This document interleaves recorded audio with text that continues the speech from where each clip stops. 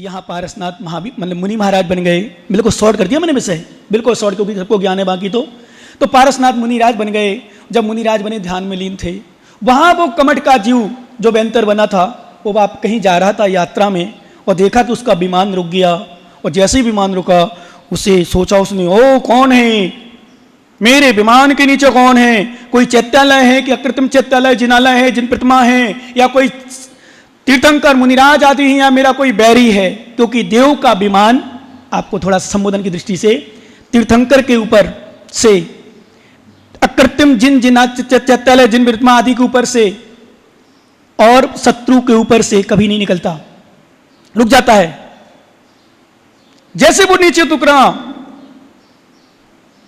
भैया प्रार्थना करना सबसे, कभी ऐसी भावना ना हो, बैर ना रखे। माताओं, आप लोगों से मैंने कहना है, लड़ाई हो जाए, झगड़ा हो जाए, डंडे भी चला लेना, अस्त्र शस्त्र भी चला लेना, पर आपस में बैर मत रखना, बोलना बंद नहीं करना। मैंने एक दिन बताया था आपको, बोलना बंद करने से सुलह के सब साधन समाप्त हो जाते हैं। हाँ, सामने वाला यदि अपन बोले और सामने वाला ना बोले तो फिर आप, क्योंकि कई लोग बोले महाराज हम बोलें, प्रयास करें, क्षमा मांग लें, फिर भी ना बोलें, फिर शांत रहो, फिर तो मध्यस्थ, फिर मध्यस्थ। लेकिन कसाय से मत बोलना, नहीं बोलना तो मत बोलना, ऐसा नहीं बोलना कि बोलना जरूरी है, लेकिन कसाय से मत बैर रखना। क्योंकि माताओं, सही बता रहा हूं, बहुत खतरनाक है। तुरंत बोलना शुरू कर देना, लड़ना झगड़ना, पर बोलना बंद नहीं करना, क्योंकि बैर होता है और बैर से निरंतर कर्म बंद होता है। हमें नहीं देखना इसको, ये क्या सोच रहा है क्या नहीं कर रहा है, सोचने जो सोच रहा है सोचने दो, हमें तो अपना बचाना है, अपनी रक्षा करना है हमें। कई लोग क्या होता है, कई बार जैसे मतलब बड़े हों या छोटे, कभी कोई सोच लेते हैं, ये तो मैं इसको ऐसा करूंगा तो ऐसा सोचेगा, ऐसा करूंगा तो ऐसा सोचेगा, तो बड़े सोचते मैं ऐसा करूंगा तो नहीं, कुछ नहीं सोचना, वो सोचने दो। हाँ भैया हम छोटे हैं, कई बार बड़ी जिठानी है मान लो, वो क्षमा मांगे तो मालूम क्या सोचती है, छोटी सोचेगी गलती होगी तभी तो क्षमा मांगने आ गई। नहीं, कुछ नहीं सोचो, कुछ सोचो ही नहीं। यदि कहते भी है तो कुछ नहीं सोचने का विषय नहीं रह गया वहां। बड़ा यदि कुछ कहता है, सोचता है, सोचने दो, छोटा सोचता है, सोचने दो, कोई विकल्प नहीं।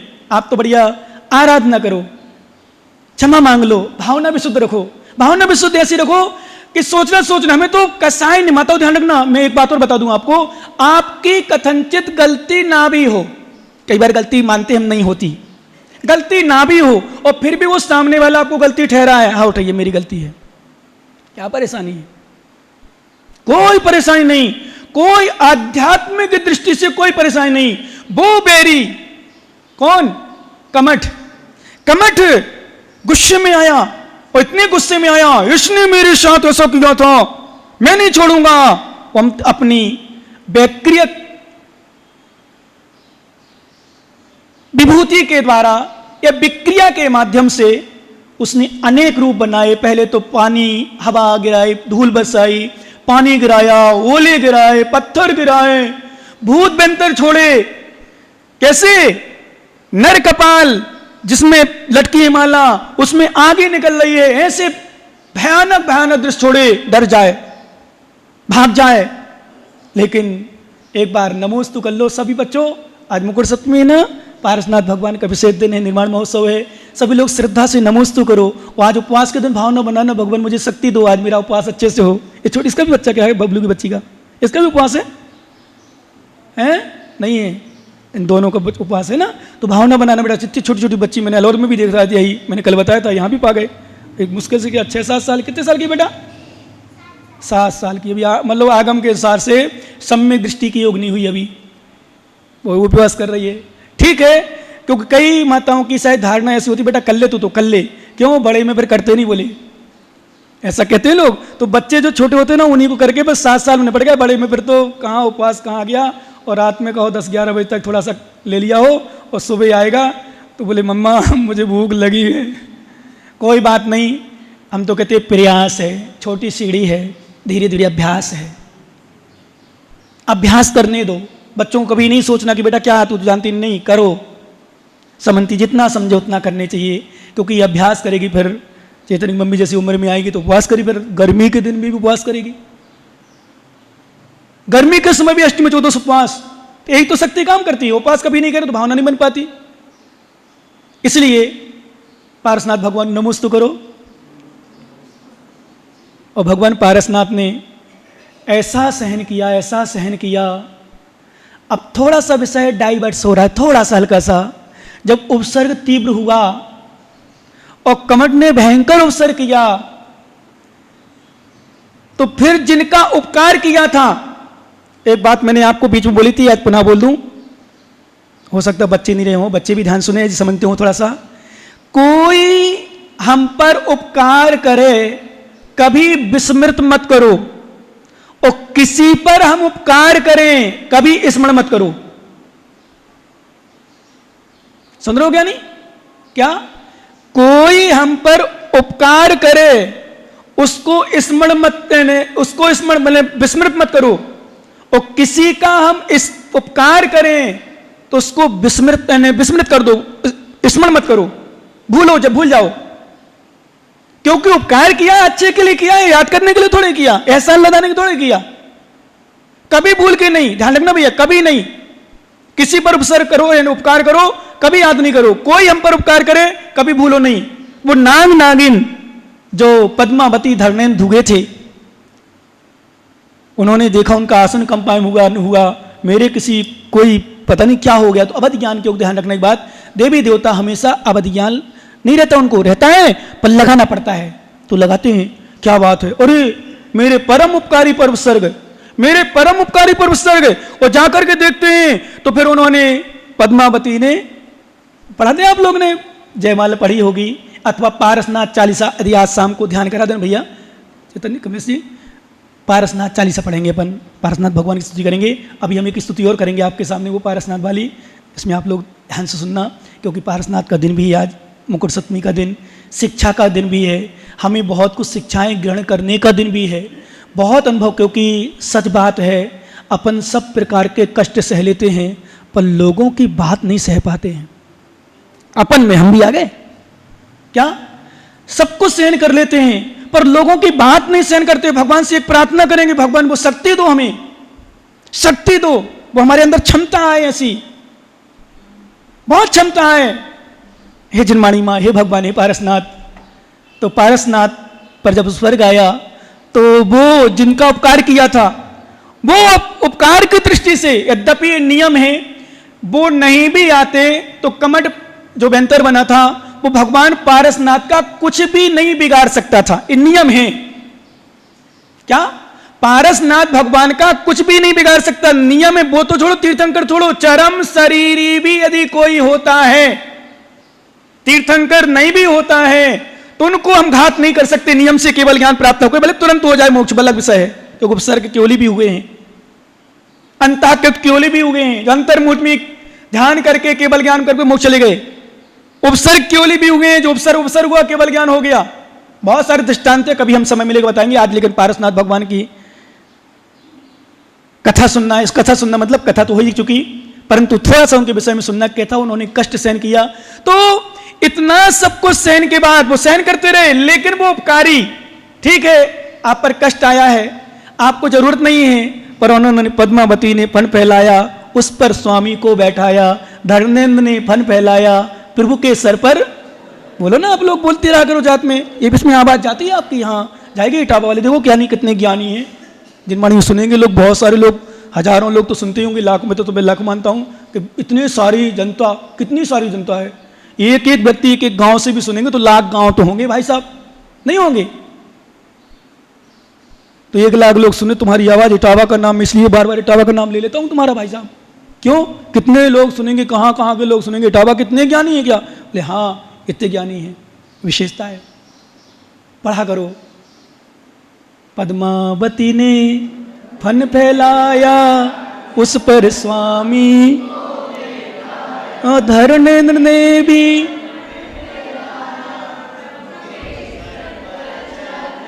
क्या बात है, उन्होंने अपना किया। उपसर्ग जब करता रहा तो कमठ 10 भव तक जिसने बैर किया, पीड़ाएं देकर मनमानी, पर हार मानकर स्वयं झुक गया वह अभिमानी। पूजा नहीं पढ़ते हो आप लोग? पारसनाथ की किया करो, पुष्पेंद्र, मैंने आज मैं नहीं ध्यान बोलता इसको कि पारसनाथ की पुष्पेंदु कृत पूजा करो, उसमें इतनी अच्छी भावना, देखो भावना तो सब में है, पर कई जगह कोई अच्छे शब्द मिल जाते हैं तो भावना अच्छी मिल जाती है। जैसे आपने पारसनाथ का अद्यपि हमने अभी पूरा विस्तार अच्छे से नहीं किया जो अलोद में किया था और पहले जयपुर निवाई टोंक आदि में किया उस समय, क्योंकि उस समय देखो माहौल अलग रहता था। अभी माइक सभी व्यवस्था सही प्रकार की, तो लेकिन विश्वास करना, जब शब्द सुनते हैं ना, शब्दों का इतना प्रभाव पड़ता है। इसलिए मैं कई बार कोई बात होती है किसी में सोचता हूं शब्द बिल्कुल कम से कम बोले, कम से कम, क्योंकि शब्द एक घर में, माताओं मैं आपसे पूछना चाहता हूं और सच भी है, घर में बताओ लड़ाई किससे होती है? तलवार उड़ती है कि डंडे उड़ते हैं कि ये चलती है? वो ये चलना बंद हो जाए, लड़ाई है नहीं। हम लोगों में करते हैं, साधु संतों में, साधु मार्ग में, समाज मार्ग, समाज में, राजनीति में क्या चल रहा अभी गहलोत जी, पायलट और बीजेपी और कांग्रेस, क्या चल रहा है? बातें चल रही। अभी कोई डंडे नहीं चल रहे, कोई तलवार नहीं चल रहा, बस वो है कि वो कह रहा मैं सही हूं, वो कह रहा मैं सही हूं, यहां कमी है, बस समस्या है। अब कौन सही कौन कमी, दोनों शांत हो जाए, अपने अपने काम करने लग जाए, कुछ भी नहीं है, विवाद है ही नहीं कहीं। मैं तो हमेशा बोलता हूं, हमेशा मैंने कई बार अनुभव किया, कहीं विवाद नहीं, फिर मैं शांत हो जाता हूं, भाई ठीक है अब कुछ है ही नहीं, विषय ही नहीं, कुछ विवाद होता है बातों में, सुनते रहो। इसलिए माताओं आप लोग ध्यान रखो, घर को यदि माताओं सुनो ध्यान से, बहुएं हो, सासों हो, देवरानी जेठानी हो, यदि वास्तव में घर को लेकर के चलना है, कोई बात हो बिल्कुल सुन लो शांत। यदि मैंने कहा था भी गलती आपकी ना भी हो तो भी सुन लो क्या जा रहा है।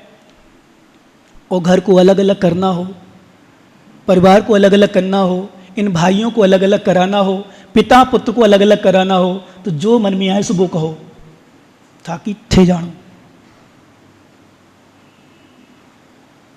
10 भाव तक जिसने बैर किया पीड़ाएं देकर मनमानी, पर हार मानकर स्वयं झुक गया वह अभिमानी। देखा उसने कि अब तो बस केवल ज्ञानी हो गया, केवल ज्ञानी होगा। मैं हमेशा कहता हूं ठीक है, आप मान लो आप और हम हैं, आप मान लो हमें झूठा ठहरा रहे हो, हम ठीक है झूठे हैं। कब तक झूठे हैं? जब तक सत्य सही नहीं समझ में आएगा। बताओ, सत्य प्रकट नहीं होते हम झूठे हैं, और जिस दिन सत्य समझ में आएगा उस दिन सही है।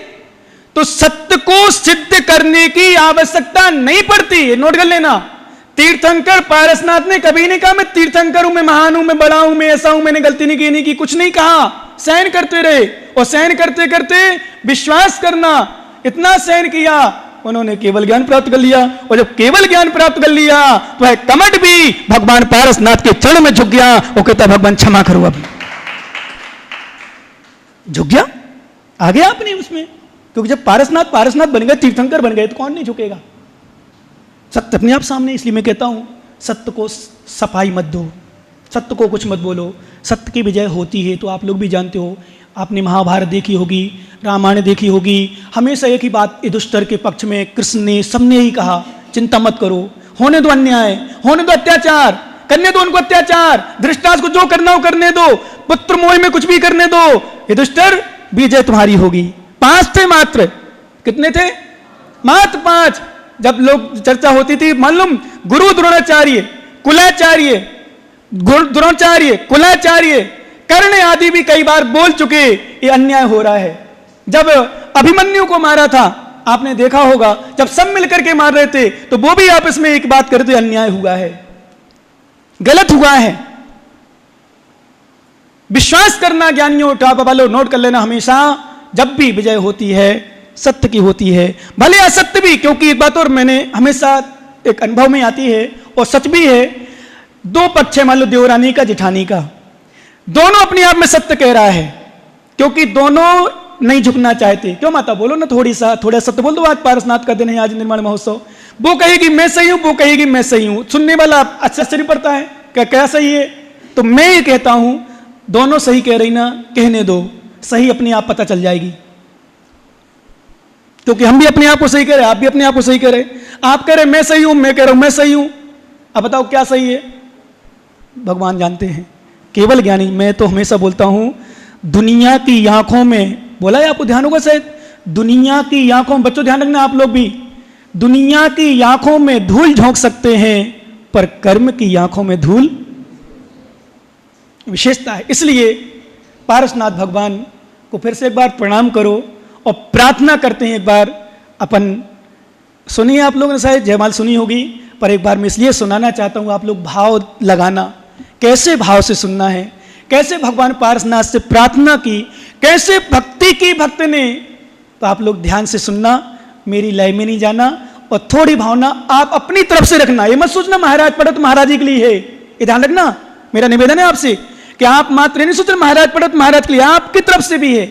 आप भी यदि आपको शब्द याद हो तो आप मन में दोहराते जाना, भगवान से प्रार्थना करना। समझ लो, आंख बंद कर लो, जैसे हमने कहा था ना, अभी वहां मुकुट सप्तमी में जब लाड़ू चढ़ाया थी अभी अभी, तो भगवान का जहां से निर्माण पद प्राप्त किया है स्वर्ण भद्रकूट से, वहीं चलो अपन, वहां समझ लो आज महाराज के स्थान में अपन स्वर्ण भद्रकूट में हैं। और मैंने एक दिन बताया था, यदि आप आंख बंद करके घर से भी जिनेंद्र भगवान के दर्शन करते हैं तो दर्शन का फल आपको मिलता है। इसी तरह इटावा में धर्मशाला में बैठे यदि स्वर्ण भद्रकूट के दर्शन करते हैं तो वहां के फल आज हम भी प्राप्त कर लेंगे। तो आप लोग भावना बनाना, हम भी भावना बनाएंगे, और हमारे शब्द आपके भावना, हमारी भावना आपके शब्द। बस प्रार्थना करना भगवान पारसनाथ स्वामी से, हे भगवान अनादिकाल से कर्मों का मैं सताया हूं। मैं अर्थ बाद में बताऊंगा, अभी सुनते जाना सभी लोग। और एक कहना भगवान मैं भी ऐसा ही हूं, जो मैं कह रहा हूं वो भी आप सभी लोग आंख बंद कर सकें, अच्छी बात है। और नींद आए तो नहीं करें, हाथ जोड़ लें। और आंख बंद करने का उद्देश्य कि पारसनाथ स्वामी स्वर्ण भद्रकूट में विराजमान, उनके चरणों में नमोस्तु कर रहा हूं, और अपनी बिथा, अपनी प्रार्थना उनके चरणों तक पहुंचा रहा हूं। हे भगवान अनादिकाल से कर्मों का मैं सताया हूं, इसी से आपके दरबार आज आया हूं। ना अपनी भक्ति का ना गुणगान का भरोसा है, दया निधान भगवान का भरोसा है। एक आस लेकर आया हूं कर्म कटाने के लिए, भेंट में कुछ भी नहीं लाया चढ़ाने के लिए। यदि आपको याद ना हो तो आंख खोल करके हमें देख सकते हैं। हमारे भाव से, हमारे बोलने से, हमारे हाव भाव से आपको भी लगे वास्तव में इस प्रकार से प्रार्थना की जाती है। क्योंकि अपन पढ़ तो लेते हैं पर पढ़ने में हाव भाव हमारे उतने विशुद्ध नहीं रहते, इसलिए उतना फल हमें नहीं मिल पाता। देखना क्या कह रहा भक्त, मांगना यद्यपि बुरा समझा किया मैं अम्र भर नहीं, पहले जल न चंदन और अक्षत पुष्प भी लाया नहीं। प्रार्थना कर रहा है, देखते भी जाना आप हमें चाहो तो। जल न चंदन और अक्षत पुष्प भी लाया नहीं है, नहीं नैवेद दीप धूप फल पाया नहीं। हृदय के टूटे हुए उद्गार केवल 7 हैं, और कोई भेंट के अर्घ चढ़वाया नहीं। है यही फल फूल जो समझो चढ़ाने के लिए, भेंट में कुछ भी नहीं लाया चढ़ाने के लिए।